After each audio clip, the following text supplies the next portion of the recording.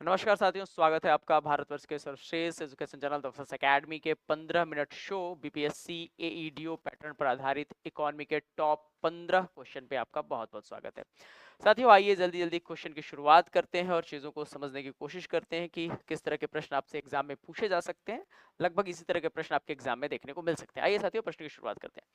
साथियों, पहला प्रश्न आपके स्क्रीन पे आपको नजर आ रहा है साथियों कि वित्त वर्ष 2023-24 में बिहार के सकल राज्य घरेलू उत्पाद यानी कि जीएसडीपी में सेवा क्षेत्र का योगदान कितना था। सेवा क्षेत्र का योगदान कितना रहा है साथियों? पहला ऑप्शन आपके सामने दिख रहा है 42 हम बात करेंगे 42.5%। दूसरा ऑप्शन दिख रहा है साथियों 50.0%। तीसरा ऑप्शन आपको दिख रहा है साथियों 58 की बात करेंगे साथियों 58.6%। और चौथा ऑप्शन आपके सामने दिख रहा है, चौथा ऑप्शन दिख रहा है साथियों 60.01%। ये चार ऑप्शन दिख रहे हैं। चारों ऑप्शन पे आपको विचार करना है।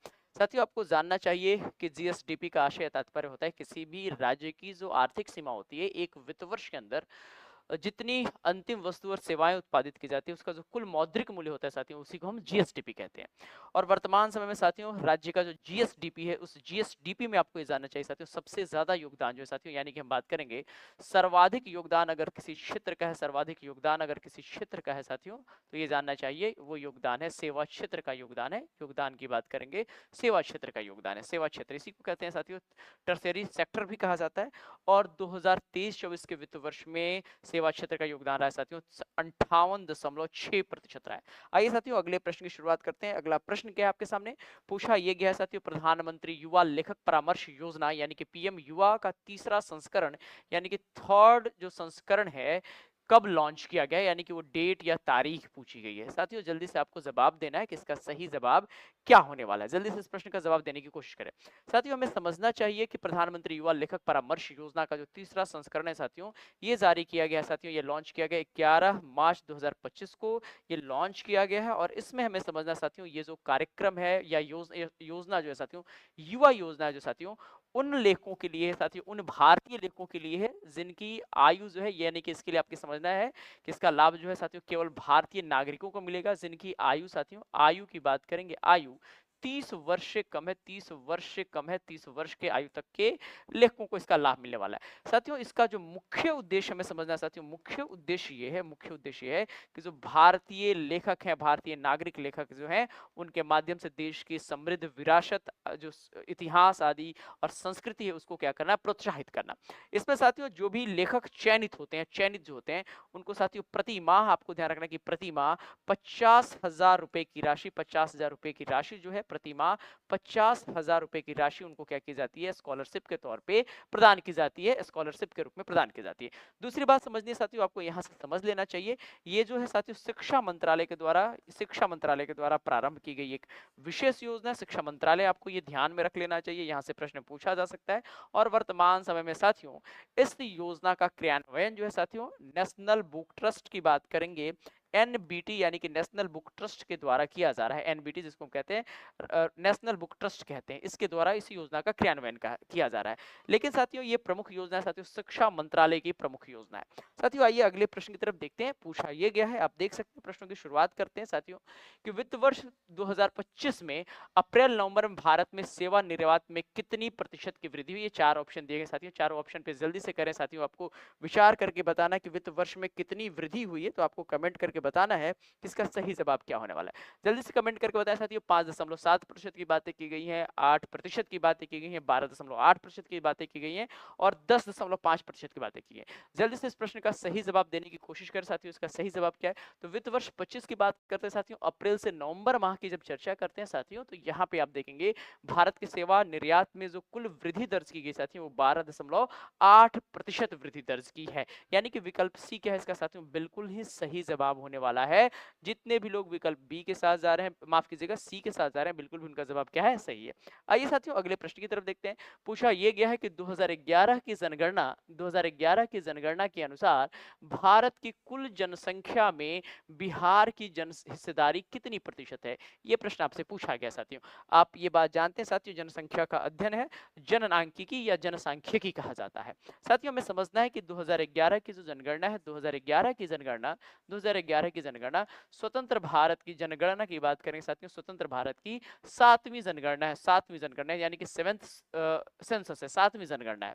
ध्यान में रखेंगे साथियों, जनगणना कराने का जो दायित्व है साथियों वो केंद्र सरकार को दिया जाता है, या केंद्र सरकार के पास है, यानी कि central government is responsible for the census, यानी कि केंद्र सरकार है। इसमें मैं समझना साथियों, इसके लिए भारत सरकार के द्वारा जनगणना अधिनियम भी पारित किया गया है, जनगणना भारतीय संसद के द्वारा जनगणना अधिनियम पारित किया गया है। जनगणना अधिनियम 1948 के अंतर्गत भारत में जनगणना का कार्य संपन्न किया जाता है। भारत में पहली जनगणना साथियों आपको पता है कि लॉर्ड मेयो के टाइम पीरियड पे हुई थी, लॉर्ड मेयो के शासनकाल पे हुई थी। और दशकीय जनगणना की शुरुआत साथियों लॉर्ड रिपन के काल में हुई, और इस समय से देखेंगे यानी कि 1881 से लगातार भारत में जनगणना आयोजित की जा रही है। साथियों अभी हम देखेंगे बिहार की जो जनसंख्या साथियों 2011 की जनगणना के अनुसार हमें समझना है वो भारत की जनसंख्या का 8.6% है। और आपसे एग्जाम में यह भी पूछा जा सकता है कि बिहार की कुल जनसंख्या जो है 2011 की जनगणना के अनुसार कितनी है, तो आपको ध्यान रखना साथियों 10 करोड़ की बात करेंगे, 10 करोड़ 10 करोड़ 10 करोड़ 40 लाख 99,452 जो है 452 बिहार की कुल जनसंख्या है।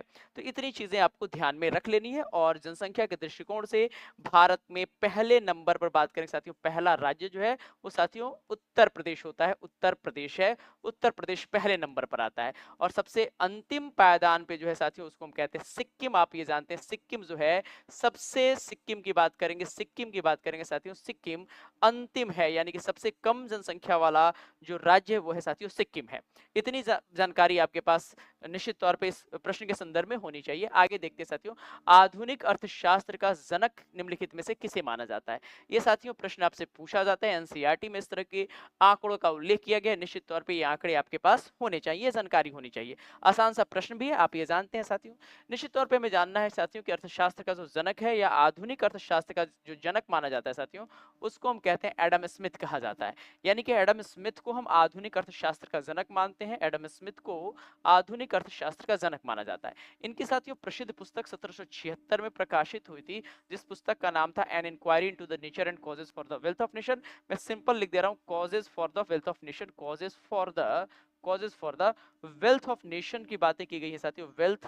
वेल्थ ऑफ नेशंस का प्रकाशन हुआ, और इसी पुस्तक के प्रकाशन के साथ आधुनिक अर्थशास्त्र की शुरुआत मानी जाती है। साथियों इनका संबंध हमेशा याद रखना, इनका संबंध ग्लासगो यूनिवर्सिटी से है, और ये साथियों स्कॉटलैंड के निवासी भी रहे। तो विकल्प ए के साथ जितने भी लोग जा रहे हैं साथियों, बिल्कुल भी उनका जवाब क्या है, सही है। जॉन मेनार्ड किन्स के विषय में आप जानते हैं साथियों, ये एक ब्रिटिश इकोनॉमिक्स थे, और इनकी एक प्रसिद्ध पुस्तक 1936 में प्रकाशित हुई थी, जिसका नाम था the general theory of employment interest and money. और इसी पुस्तक के प्रकाशन के साथ ऐसा कहा जाता है कि समष्टि अर्थशास्त्र यानी कि मैक्रो इकोनॉमिक्स की शुरुआत मानी जाती है। साथियों अमर्त्य सेन को नोबेल पुरस्कार भी मिला है, आप ये जानते हैं, ये भारतीय अर्थशास्त्री रहे, प्रसिद्ध अर्थशास्त्री रहे। अगले प्रश्न की तरफ देखते हैं साथियों। अगला प्रश्न आपसे पूछा गया है, भारतीय अर्थव्यवस्था के संदर्भ में निम्नलिखित में से कौन सा माध्यमिक क्षेत्र के अंतर्गत आता है। 3 ऑप्शन लगाए गए हैं, स्वास्थ्य, उद्योग, बैंकिंग और निर्माण क्षेत्र की बातें की गई है। माध्यमिक क्षेत्र के अंतर्गत कौन सा आता है, माध्यमिक क्षेत्र के अंतर्गत कौन सा आता है। साथियों 4 ऑप्शन दिया गया है, चारों ऑप्शन पे आपको करना है विचार, और विचार करके इसका देना है साथियों सही जवाब देना है। साथियों ये ऑप्शन आपके सामने लिख दिया गया है, लेकिन हमें समझना साथियों एक विकल्प और यहाँ पे लगाने की जरूरत है, जिसको कह सकते हैं साथियों एक से अधिक कहा जा सकता है, एक से अधिक भी कह सकते हैं, मोर देन वन। तो मैंने लिख दिया है एक से अधिक, ये 4 ऑप्शन आपके सामने, या 5वां ऑप्शन मैंने ऐड कर दिया है।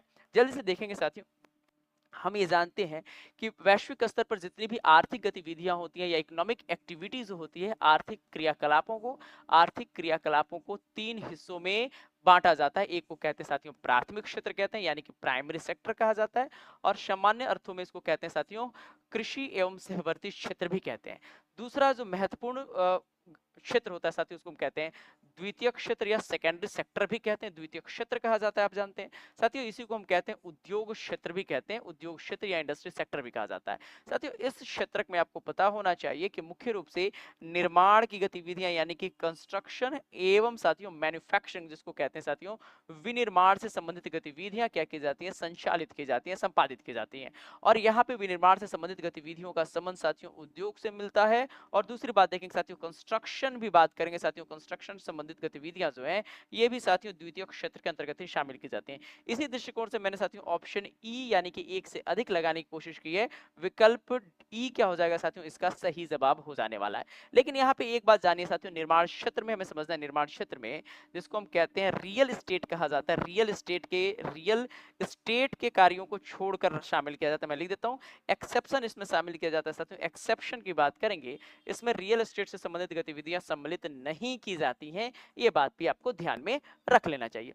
आइए साथियों अगले प्रश्न की तरफ देखते हैं। अगला प्रश्न आपके सामने क्या है, अगले प्रश्न में देखते हैं साथियों। आर्थिक विकास एक अच्छा संकेतक है, अच्छा आर्थिक विकास का एक अच्छा संकेतक फिल इन द ब्लैंक्स में निरंतर वृद्धि मानी जाती है। पहला ऑप्शन दिया गया साथियों जीडीपी, दूसरा ऑप्शन दिया गया है जीएसटी, एसटीसी और राष्ट्रीय आय। चार ऑप्शन दिए गए, चारों ऑप्शन पे क्या करना है साथियों, ये विचार करके बताना है कि राष्ट्रीय विकास का एक अच्छा संकेतक किसे माना जाता है। आइए साथियों देखते हैं। राष्ट्रीय विकास का एक अच्छा संकेतक साथियों हमेशा जीडीपी को माना जाता है, यानी कि जितने भी लोग जीडीपी के साथ जाएंगे निश्चित तौर पर उनका जवाब क्या हो जाएगा, सही हो जाएगा। इसके पीछे साथियों पर्याप्त रीजन है। अगर रीजन की मैं चर्चा करूं, ये कारण क्या है, तो कारण में कई ऐसे कारण है। ये जीडीपी ये बताता है कि देश में उत्पादन कितना हुआ या जीडीपी उत्पादन कितना हुआ, क्योंकि जीडीपी ये बताता है कि किसी भी देश में एक वित्तीय वर्ष के अंतर्गत उत्पादित उत्पादित समझेंगे, उत्पादित अंतिम वस्तु एवं सेवाओं का कुल मौद्रिक मूल्य क्या है, सेवा का कुल मौद्रिक मूल्य क्या है, या कुल मौद्रिक मूल्य को ही हम जीडीपी कहते हैं। और ये साथियों लगातार अगर किसी भी देश में अगर जीडीपी में लगातार वृद्धि होती है, तो हम ये कहते हैं, या लोग या जो इकोनॉमिक्स हैं ये सामान्यतः जनरली दे कंसिडर्ड दैट, वो महसूस करते हैं, ये बताते हैं कि it is a good sign for the health of any economy. किसी भी अर्थव्यवस्था के लिए अच्छा संकेत हो सकता है, अच्छा कारण होता है। कारण क्या साथियों, जीडीपी में निरंतर होने वाली वृद्धि के कारण आप समझेंगे, इससे एक तो देश में लगातार उत्पादन की गतिविधियां क्या होती हैं, बढ़ती हैं, उत्पादन की गतिविधियां बढ़ती हैं। और इस उत्पादन की बढ़ने वाली गतिविधि या इसके आधार पर देश में कई ऐसे आर्थिक नीतियों का क्या किया जा सकता है, निर्माण किया जा सकता है। पहली बात आप ये जानते हैं। दूसरी बात, जीडीपी बढ़ने का मतलब है, इससे ये भी दिखता है साथियों कि देश की उत्पादन क्षमता क्या हो रही है, लगातार बढ़ती जा रही है। और ये भी दिखाता है, ये कई ऐसे संदर्भों को दिखाता है कि इससे कई ऐसे विदेशी निवेश के संदर्भ में भी एक प्रकार के वातावरण का क्या करता है, ये निर्माण करता है। क्योंकि ये बताता है कि देश में लगातार उत्पादन की गतिविधियों में क्या हो रही है, तीव्रता आ रही है। और आने वाले वर्षों में ये देश के लिए एक अच्छा संकेत हो सकता है, ऐसा कहा जाता है या माना जाता है। तो विकल्प एक है साथियों, इसका सही जवाब है। अगले प्रश्नों की तरफ देखते हैं। भारत में योजना आयोग के प्रथम उपाध्यक्ष कौन थे, ये प्रश्न आपसे पूछा गया साथियों। आप ये ऑलरेडी जानते हैं कि योजना आयोग की साथियों स्थापना की चर्चा करेंगे साथियों। इसकी स्थापना हुई थी 15 मार्च 1950 को योजना आयोग एस्टैब्लिश हुआ था। आपसे एग्जाम में ये भी पूछा जा सकता है कि किस समिति के सिफारिश के आधार पर, तो केसी नियोगी कमेटी के सिफारिश के आधार पर योजना आयोग एस्टैब्लिश हुआ। साथियों योजना आयोग की चर्चा करते हैं साथियों, तो योजना आयोग के जो प्रथम उपाध्यक्ष की चर्चा करेंगे साथियों, तो उनका नाम था साथियों गुलजारी लाल नंदा। चूंकि यहाँ पे प्रथम उपाध्यक्ष पूछ लिया गया है, तो ये संभावना बन सकती है साथियों कि आपसे ये भी पूछा जाए कि अंतिम उपाध्यक्ष कौन थे। तो आपको ध्यान में रखना है, उनका नाम है साथियों मोन्टेक सिंह अहुलवालिया। मैं लिख देता हूँ मोन्टेक सिंह अहुलवालिया जो रहे अहुलवालिया, ये योजना आयोग के अंतिम उपाध्यक्ष रहे। और इनका जो टेन्योर रहा साथियों, टेन्योर हम बात करेंगे, टेन्योर की चर्चा करेंगे, टेन्योर जो रहा है वो रहा साथियों 2004 से लेकर 2010 के टाइम पीरियड के बीच इन्होंने योजना आयोग के उपाध्यक्ष के रूप में कार्य किया।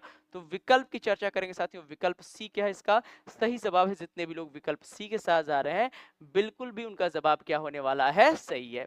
अगले प्रश्नों की तरफ देखते हैं साथियों। अगला प्रश्न क्या पूछा गया है, हम बात करेंगे साथियों भारतीय रुपए का नया मुद्रा प्रतीक आधिकारिक रूप पर किस वर्ष अपनाया गया था। तो इसका जवाब है साथियों 2010 में। उस समय डी उदय कुमार के द्वारा भारतीय रुपए का नया आधिकारिक चिन्ह निर्मित किया गया, जिसे भारत सरकार के द्वारा अपनाया गया था। और भारत ऐसा करने वाला साथियों विश्व का 5वां ऐसा राष्ट्र है। अगले प्रश्नों की तरफ देखते हैं साथियों। भारत में वस्तु एवं सेवा कर जीएसटी के अधीन आने वाली दरें कौन-कौन सी होती हैं? आपको पता है साथियों कि जीएसटी एक अप्रत्यक्ष कर है और भारत में इसकी 5 दरें निर्धारित की गई हैं। 5%, 12%, 18% और 28%। और इसका निर्धारण किसके द्वारा किया जाता है साथियों? आप जानते हैं, जिसको हम कहते हैं जीएसटी काउंसिल कहा जाता है, यानी कि जीएसटी काउंसिल, जीएसटी परिषद के द्वारा किया जाता है। और इसके अध्यक्ष वित्त मंत्री होता है। इसका अध्यक्ष कौन होता है साथियों? वित्त मंत्री होता है। और जीएसटी काउंसिल एक संवैधानिक संस्था भी है, संवैधानिक संस्था है। आगे देखते हैं साथियों, सतत विकास शब्द का पहली बार प्रयोग कब किया गया था? सभी साथियों में समझना है कि सतत विकास शब्द का पहली बार प्रयोग साथियों वर्ष 1987 में ब्रूटलैंड आयोग की रिपोर्ट में पहली बार इसका प्रयोग किया गया था। और सतत विकास की अवधारणा ये बताती है कि वर्तमान की जरूरतों को ध्यान में रखते हुए वर्तमान की आवश्यकताओं की पूर्ति से कोई समझौता किए बगैर विकास की ऐसी रणनीति पर कार्य करना जो आने वाले भविष्य के लिए, आने वाली पीढ़ियों के लिए पर्यावरण एवं संसाधनों को संरक्षित करने के दृष्टिकोण पर आधारित होती है, उसी को हम साथियों सतत विकास कहते हैं। आइए साथियों अगले प्रश्न की तरफ देखते हैं। पूछा यह गया साथियों, मई 2024 में भारतीय किसान उर्वरक सहकारी संस्था इफ्को के अध्यक्ष किसे चुना गया है? तो आपको ध्यान में रखना साथियों, इफ्को के अध्यक्ष चुना गया है श्री दिलीप भाई संघानी को इफ्को का अध्यक्ष चुना गया है।